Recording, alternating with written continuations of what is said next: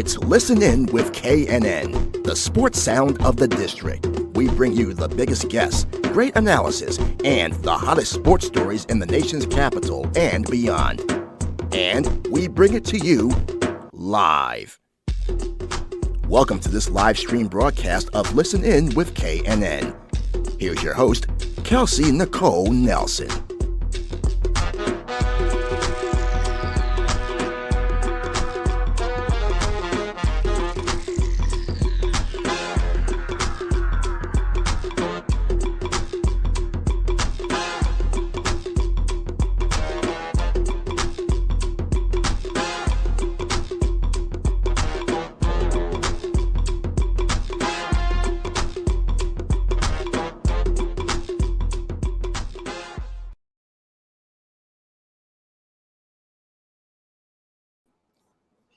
All right. Hello, everyone, and welcome in to another live edition of Listen In with KNN Sports Talk radio show and podcast presented right here on our home station, Fox Sports Radio, 96.9 FM and 1340 AM with me, your host, Kelsey Nicole Nelson. Now, today we're going to talk some more football action. I know if you're like me, many of us are still excited from that. We'll call it a beatdown, the beatdown that we saw last night in Monday Night Football. And of course, just a great week 3 of football. So to help me recap all of the football action, it is now my honor and distinguished pleasure to welcome on former Buffalo Bills wide receiver and Pro Football Hall of Famer Andre Reed to the show, joining us now live.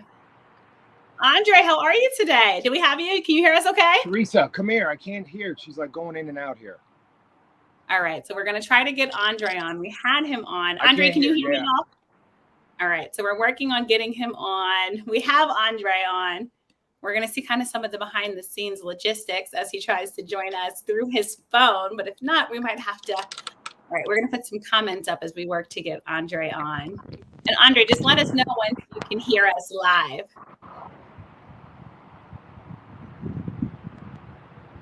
Andre is joining us from his home. I'm going to try to take him off.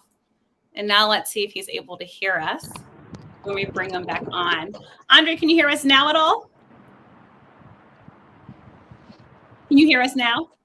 Yeah, I can't, but you're kind of going in and out like it's fluttered. I don't know what happened there. So. Oh, no. And I know we had just practiced this, but you can hear me. Yeah, I know what the questions are. I can't hear you say the questions to me, but yeah. So just keep talking. Maybe it'll come in. Maybe it won't. I don't know. All right, Andre, we're going to act like. I got you now. I got you. There we go. So I was going to say it's like a game, right? We just keep going until we get it right, Andre? That's right. Till something works. Till something works. Well, first off, I like to do a wellness check. Thanks so much for joining. How are you feeling? How are you doing? I'm doing good. I'm feeling well.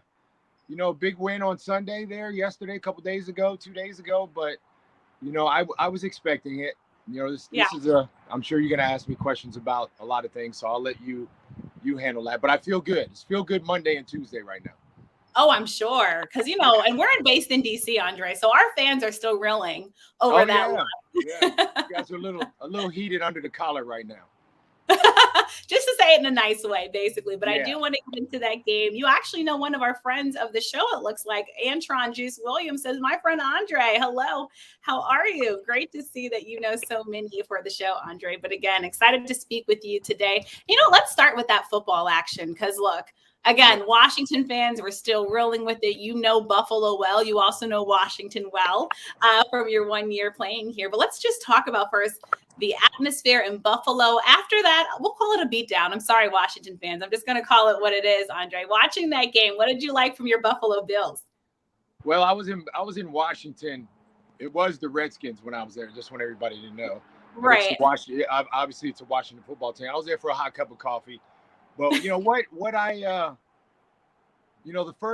first game this year, Buffalo came out. I don't know if there's such a thing as maybe being too hyped. It probably is. Yeah. They haven't had fans in a year and a half. Packed stadium. Maybe they were a little too giddy, a little too, read their newspaper clippings a little bit too much. But I think this is a well-coached football team. There's no doubt about it. What they did last year, that was last year. But I'm only looking at them right now to go to the AFC Championship again. But They got to win their division. They got to beat the teams they're supposed to beat. And it's now they're in a little bit of a groove. And I think, these coaches don't get enough credit. Of course, they got the players and they got all those pieces together. But you got to give credit to what Sean McDermott has done up there the last 4 or 5 years of putting that together, changing the culture and trusting the process. That's what that team has done over the past couple of years. They got their quarterback. They picked up Stephon. Everybody's buying into the system. They're playing well on all sides of the ball. So, big props to their coaches for what they're doing up there in Buffalo right now. And, the sky's the limit for them. It's a long season. It's 17 weeks, 18 weeks, maybe it's 23 weeks. I don't know. But injuries become a factor during the season. And they want to have those games in Buffalo, those cold games where those teams got to come into Buffalo and play and deal with that crowd. And the crowd obviously is a big factor in the way they go about winning games. The Bills Mafia is crazy, no doubt. Oh my gosh, the Bills Mafia is unparalleled. Yeah. They're unmatched. Like, you don't see fans like that everywhere. No, you don't. and they were voted the best fans again. And I think last year they got to put a billboard on any stadium in the NFL there, the Bills Mafia, and of course they picked New England. So it's only right. I don't know if it's still up there or not, but I'm sure if it is still up there, there's probably some hate going on up there. But what a great fan base they are. And I was just in LA, in Las Vegas, watching the Raiders and the Dolphins. I was at the game. Raiders fans what a game too. Yeah, Raiders fans are Raider fans, but there's nothing like Buffalo Bill fans. Oh my gosh. And that's why I saw your Instagram and how you post some of those fan and the theatrics that they do. And again, if you've been to a game in Buffalo, it's unparalleled.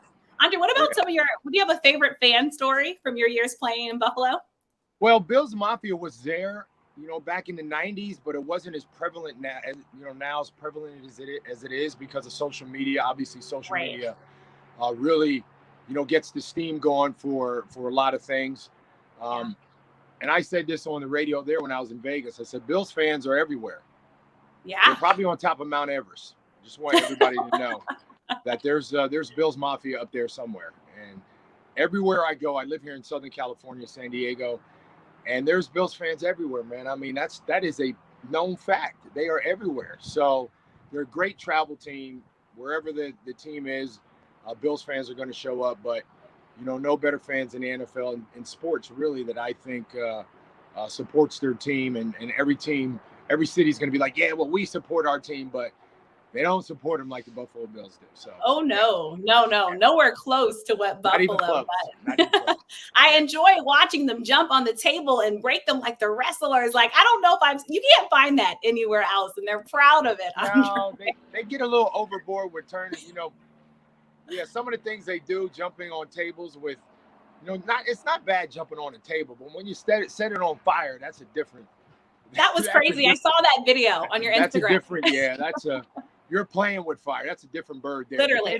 That's just them. And I tell people, regardless of the, what could happen, they think about that afterwards. And that's just who they are. And they show their team loyalty in that manner, and I think every fan base has a way of showing, how they love their team and their sports. So, Buffalo's just a little different, and, maybe, hey, if they get a little burn, they don't care. They just keep doing it. I don't recommend it. I just want people to know I don't recommend them doing it. Don't try to do that. So safety first, always safety first. But again, it just shows how much the fans embrace their football team. And you could say Buffalo, small market on the map, but their heart is probably the size of a larger market city, like you said, because you do see Bills Mafia travel everywhere. And you talk about social media, you see their fandom videos everywhere because they want everybody to know how much they care about that football team. And to what you said, for good reason, the Buffalo Bills are looking good. I saw that you even shared Josh Allen, the quarterback, top-selling jersey, a top-selling jersey. Just think about that. His play has matched it. He's looking great. And like you said, they've now kind of established themselves as a team to beat in the AFC. And like you said, so much young talent on that team. Again, it's a long season, but I think if Josh stays healthy, again, we got all the guys that can make plays. If you put a comparison his first 2 years to his third and fourth year, it's a big difference. And I think he has not only matured at the position, but everybody that is on that team is looking to him to be the leader. And there's a lot of leaders on the team. They picked up Emmanuel Sanders, who has won a Super Bowl already. Yes. Stephon is a leader on offense. Their defense is very underrated. I think, the two best safeties to me in the league, at least top 5, duo is Jordan Poyer and Micah Hyde. They don't get the credit that they deserve. They got a great linebacker core in Tremont Edmonds, and Matt Milano is playing really well. He's the highest rated, I think, on paper linebacker in the league right now. So they got everything to do what they have to do. They just got to go out there and play. And if things go wrong, which usually things do go wrong during the season, they got some veterans on that team, and they got a great coach that knows how to keep them going in the right direction. Yeah, that knows how to keep them going in the right direction. Again, the game this past Sunday, I think, was evident. You talked about Emmanuel Sanders. Look at someone like Dawson Knox. And I'm glad that you're touching on Stephon Diggs. Stephon Diggs came out of Maryland like me and actually from my area. And you're talking about right down the street. Yeah. Exactly. And he was underrated, right? Coming out of college, going to Maryland. Yeah. And I felt like he's just continued to prove himself. I'm sure maybe his story is one that you could relate to, right? Very much. And I've met him one time on an occasion, but I'm actually going to try to give to Buffalo in the next couple of weeks to go to a game and formally meet him. And what a great presence he is on the field. Obviously, he makes plays all over the field. He's a confident guy, and once you have confidence, that just kind of bleeds into everybody else. The two running backs, the running game has been, I wouldn't say it has been dormant, but we need a running game, especially as the year goes on. We're going to have a good running game to offset the passing game, because that's when you have that two-headed monster there, that's going to bode well for you, especially against teams like Kansas City and the AFC West is a bear this year. Oh yeah, lots of great Chargers. Yeah, San Diego Chargers are playing well. I was in Vegas. The Oakland Raiders, the Las Vegas Raiders are playing well. So that's going to be a division that's going to be hard to be reckoned with. So we just got to play football and get that AFC Championship game in Buffalo this year. Yeah. And again, we're all looking forward to that because, again, football. So, I mean, we're only through 3 weeks, Andre. We've had so many great games. Like, I feel like we're glad we got this extra game. We know the competition has turned up a notch. I do want to talk about yesterday's game, but we want to go to some questions from the fans. I think this one's actually pretty funny. You kind of touched on this, Andre. He said, Jamel Cutler said, how many Bills Mafia tables are you going through? And I feel like you kind of touched on this earlier, Andre. It's 0, right? I did that for FanDuel, and I thought the fans would love it, and they did. It was awesome. I got a lot of things saying, "What are you doing? You're don't do that." And I go, "Well, I had Ronnie Lott hit me. I had Steve Atwater hit me. Jumping through a table ain't nothing compared to what they guys did to me." So I think it was just great for the fans. And to answer that question, it was great for the fans. It was a lot of fun to do. It's not like I'm a decrepit guy. I'm still in shape. I still feel like I can still go out there and do something and be active. So that was really nothing. But I'd have to say I'm doing 0 more tables. And if I were you, do any more tables. Now, if we go to the AFC Championship, we go to the Super Bowl. Here's to that. If we go to the Super Bowl, I definitely will jump through another table. All right, so that's even more for the Bills then to get to the Super Bowl. Many fans would like to see that, Andre. I'm just putting it out there. Put it out there. And as you kind of touched on too, like you said, you got hit way harder. And it's funny you said you're still in shape because there were some drop balls in week 3, Andre, that I think some people were like, man, if only we had Andre Reed, that ball would have been caught. So I wouldn't even say that you're still in shape. Sometimes I might try to bring you back to the football field. And one more question from Jamel Cutler. Do you see the Bills officially retiring O.J. Simpson's number? And what's the best juice story that you have? So he wants what's the question again? Say it one more time. The first part was, do you see the Bills officially retiring O.J. Simpson's number? Oh, okay. That's a good question. That's a good question. That's a tough one to answer. Obviously what O.J. did in Buffalo is, as a football player, top 5, top 6 running backs that ever played the game. I have no idea. I don't see them retiring that number. Yeah. And what was the second part of that question again? And the second part of the question was, and what's the best juice story that you have? The best juice story was 1993 AFC Championship game. He was reporting. He was a sideline reporter in Buffalo. We were playing against the Kansas City Chiefs. And, well, I guess I should say this. Maybe I shouldn't. But it was the next day. They had a picture of him with the Bruno Maglia shoes on. And, obviously everybody knows what happened with that case and all that. But yeah, he was in Buffalo and they just said, well, here's the shoes. So, wow. Yeah. So it was a very tense time in Buffalo when OJ was there at that time. So, but you know what? I've met him on a few occasions, a lot of occasions, regardless of what people say and this happened and that happened and he did this, he did that. You can't take away what he did on the field as a football player. He was a tremendous football player and a Hall of Famer. And, that's all I can just say on that. All right. Thank you for answering the questions. And you touched on a Hall of Famer. Also, Andre, a Hall of Famer. Let's talk about what that moment meant for you. I love seeing the picture of you in your gold jacket. It's obviously something that every player, I know every player wants a Super Bowl, but you have to, it's like one of the pinnacles, right, of your career, getting that gold jacket. So let's talk about that moment for you and what that was like. Well, I think, what an honor that was. As a 15-year-old kid, I never thought that if somebody came up to me and said, one day you're going to be in the Hall of Fame, you're going to be one of the best to ever play the game, and you're going to play in 4 Super Bowls and all the other things. And I would have been like, well, that's like standing in traffic and I'd probably get hit by a car in traffic, or I'd get hit by lightning faster than that. Right. Something like that happening. But I was in the right situation in Buffalo during the 90s. I played with 6 other Hall of Fame players, a Hall of Fame coach, a Hall of Fame owner, and a Hall of Fame GM. Very blessed. And I think, when that happened, it was, you think about the first time you put the helmet on to the last time you took it off. And then you think about everybody else that helped you put that helmet on and helped you take it off. Your family, your friends, your teammates.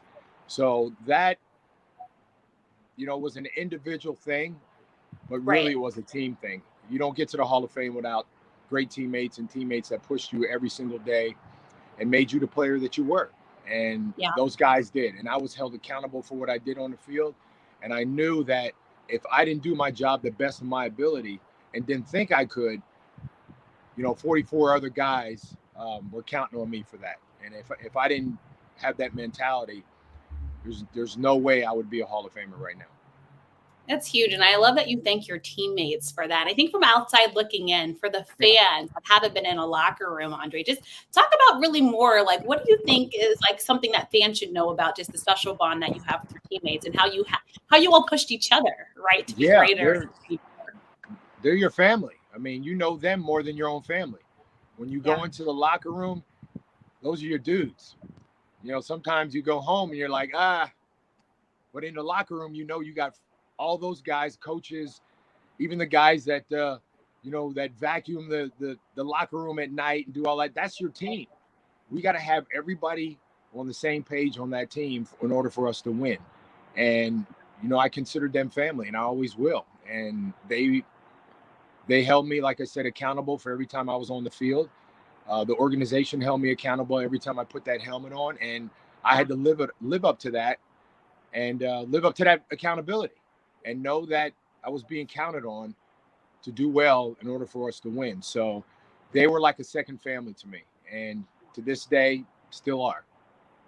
That's great to hear. And I can just see the passion on your face still when you talk about your teammates. And just staying on your Hall of Fame, you were a finalist for 7 years, right? Until you finally... 8 years. 8 years till you got that call. Yeah. I mean, just take me back to that moment, though, when you finally get it, Andre. Like, what was going through your head after waiting so long? Yeah.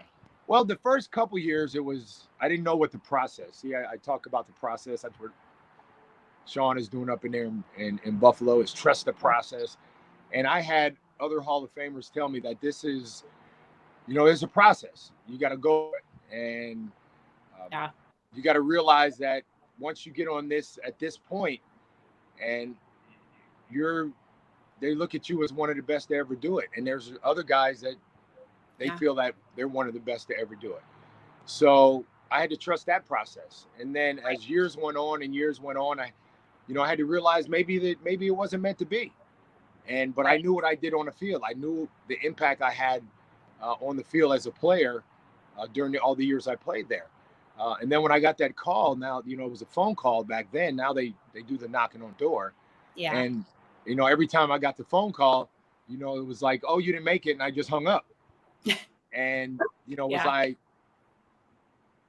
it was a little disappointing, but I knew that, if it's meant to be, it's meant to be.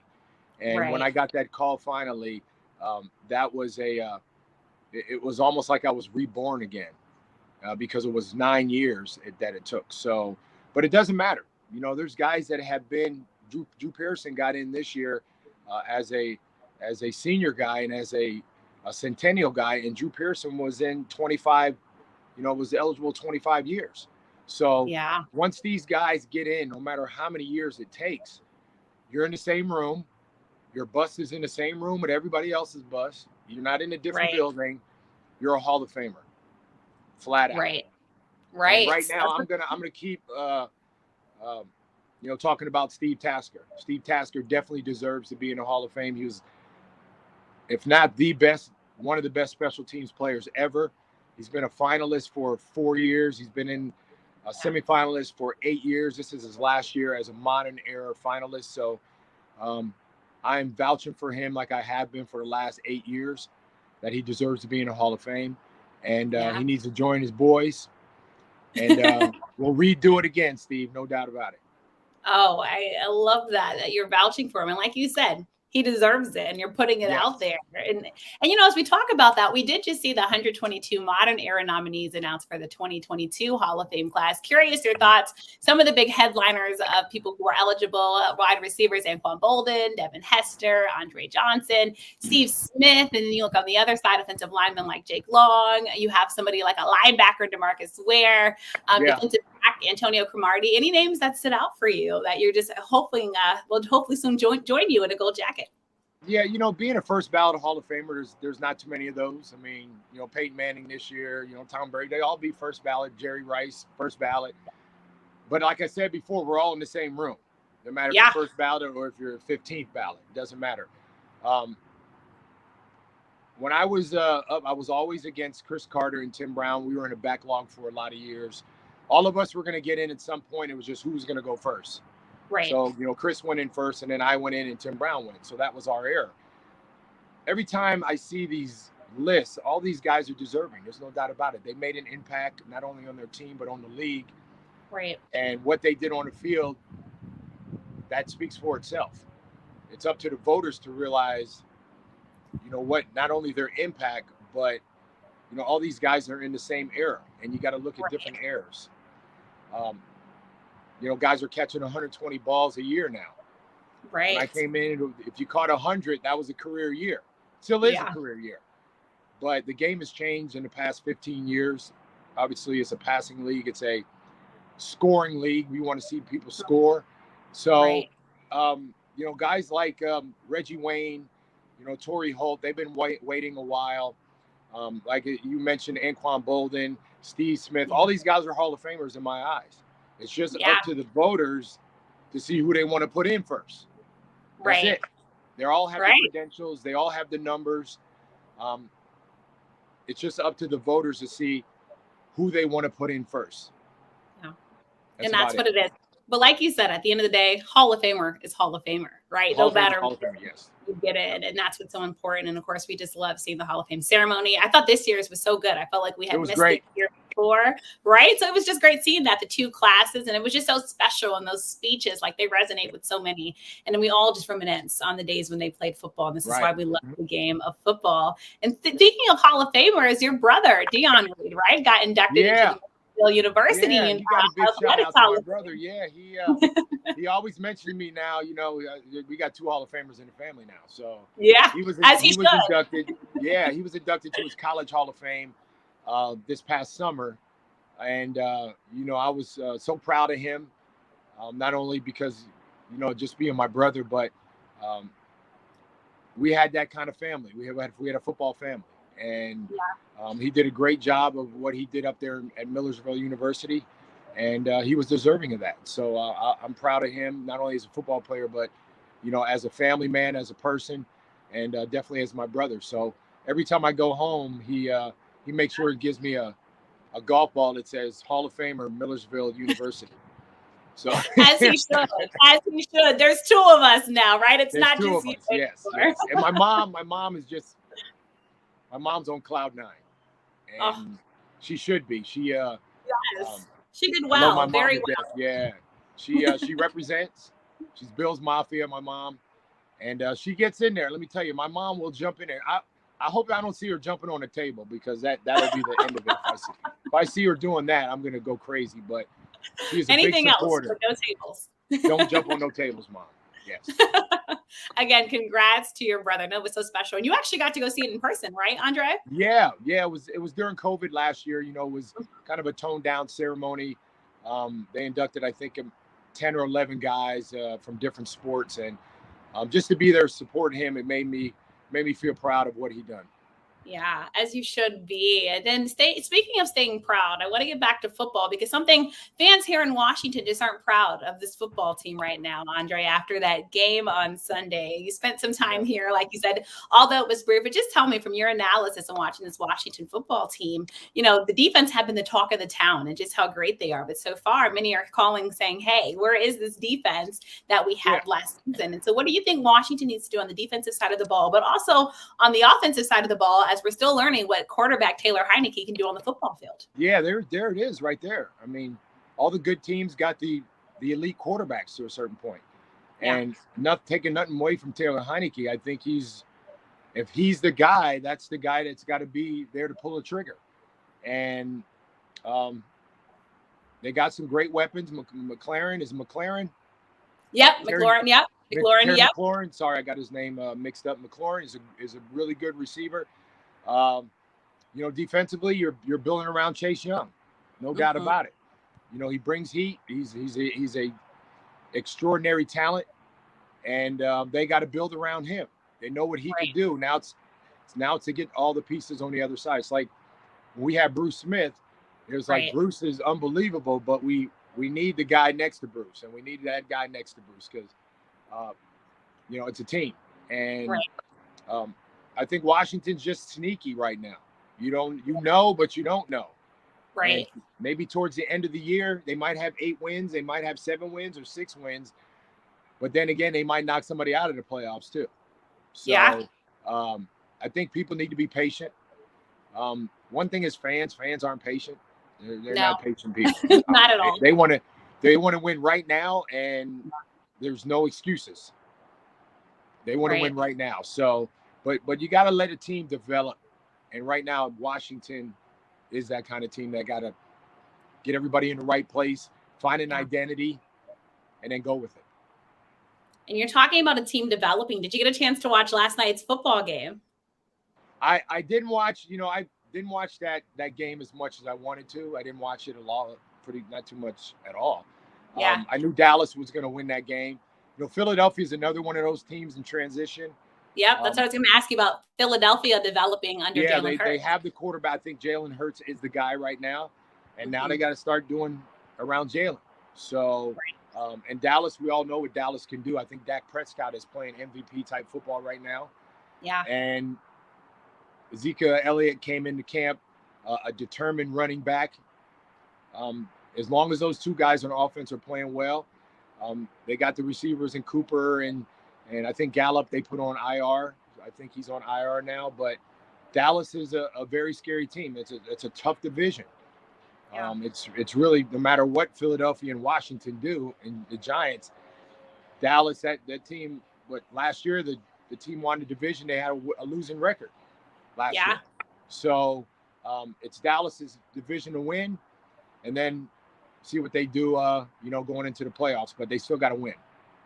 They still have to win. But again, I think many were like, Dak is definitely back, especially after the Yes. game that we saw last night. And before we transition just to the great community work that you're doing, we talked about how the game has changed and developed. I have to ask you, a lot of fans have been complaining, Andre, about these new taunting rules, right? That are in the football game. Now it's like it's hard to even celebrate. The ref's blowing their whistle and you can't really, get in a guy's face anymore. Are you a fan of that? Or are you just like, let the guys play football? Let them celebrate. We're in the entertainment business. Yeah. I mean, there's a certain point you don't go over, but you can't take that out of the game. That's what the fans want to see. When a fan pays a ticket, they want to see good football, and maybe they want to see some antics. I don't know, but when I came in the league in '85, there was no thing. The guys did that, but we didn't have social media where somebody can, put it out there in the cyberspace and everybody sees you. So. It's a double-edged sword. You're going to get cut on both ends. Sometimes a team and doesn't want them guys to do all that stuff, but you can't stop it too much. So and like you said, keep doing it. Yeah, keep doing it as long as you don't embarrass yourself or you don't embarrass your team. Have some fun. Have some fun. Look, that's what it comes down to. We love the game of football. And again, Andre, appreciate you so much for joining us. You're in California, right, Andre? San Diego, yes. San Diego. Not out today. It's usually sunny. It's a little overcast. Got a marine layer going on, but if anybody's ever been out here to San Diego. Oh, yeah, it's beautiful. It makes sense why you decided to retire out there.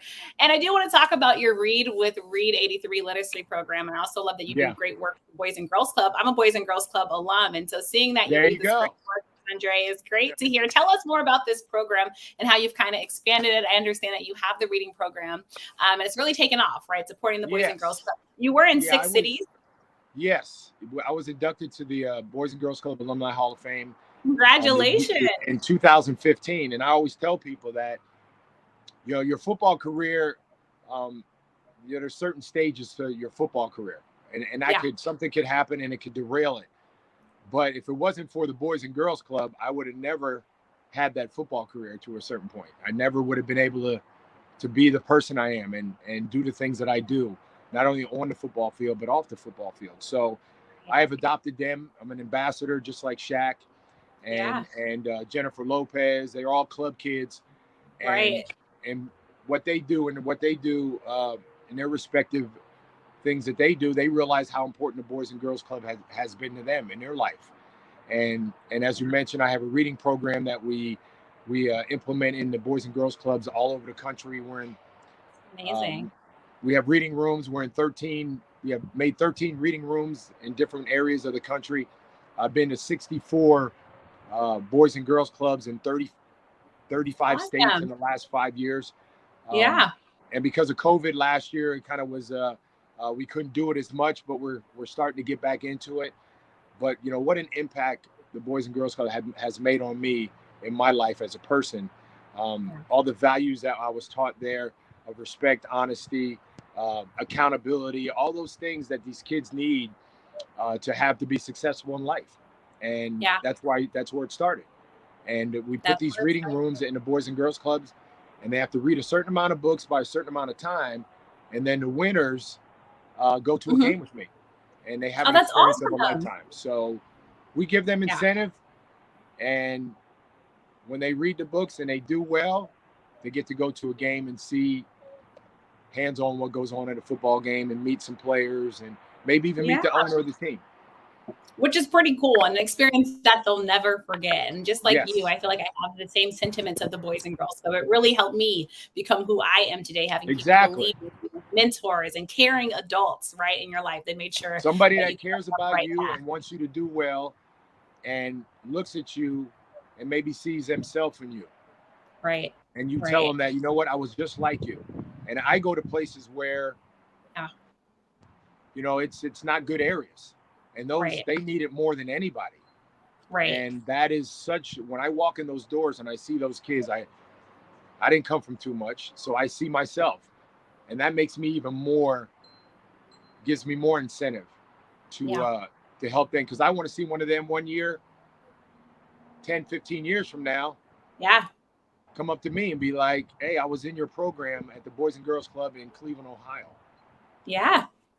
It makes you feel good, right? Yeah. When you see, and you see how they've grown and what they've learned from you. I think that's the best feeling in the world. I know that gold jacket feels good, but I can only imagine what that would feel like to have a kid. Well, that's just a prop. The gold jacket is just a prop. Yeah. For how you can impact a kid's life. I love that. It's a prop for how you can impact a kid's life. Andre, it's been so good having you. I'm going to let you get back to the weather. I appreciate your time. Before I let you go, just any last words for the listening audience? Well, we're in the social media world, like I said, and everybody has a platform to use to their benefit. And obviously, sometimes people use platforms in different ways. So let's just try to keep doing what we're doing and be positive. That's what we need in this. We need to be positive. Let all the negativity kind of just go to the side and be positive. And if you're going to use this platform or social media platform, make sure you're positive about it. Yes, be positive. We need more of that. There is a lot of negativity, unfortunately, on social media. But think what a difference we could make if we all just put a positive message. Andre, it's been such a pleasure to have you. Thank you. Good luck to your Buffalo Bills this season. We'll keep an eye out for them. Hopefully they make you proud. And then hopefully they get to the Super Bowl. You guys remember what he said on the show. We'll get to see that table broken by none other than Andre. I might do 2 tables because the Super Bowl is right up the street here in LA. So it's right by you. I could drive up with tables on the top of the car. It gets no easier than that, right? No, I'm not going to do that, but thank you for having me. I appreciate it. Thanks again so much, Andre. Have a great one. Thanks. Enjoy that San Diego weather.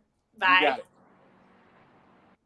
All right. Thanks again so much, everyone, for tuning in to the special live stream edition of Listening with KNN. I know we don't usually come Tuesdays, but we wanted to make sure we got Andre in after a great week 3 of football. We're going to prepare for week 4. We've got brand new audio editions of the show dropping. We just released one with Dr. Rena. She joined us all the way from London. Such a joy to have her on, talking about the importance of oral health and how that ties into sports performance. We'll also have a special guest joining us from Nike later on the show. So again, also check out the audio versions of the show on iTunes, Google Play, and Spotify. You won't want to miss it. And coming up, we have so many more great live stream guests. I want to thank my entire team for helping to put this together, and all of you. As always, bring your questions, bring your thoughts, put them in the comment section. This is a conversation with you all each and every time you all listen and tune in to the show. So until later this week, enjoy the sports world, smile, and please don't take your fantasy sports too seriously, because there's always another play. Bye, guys.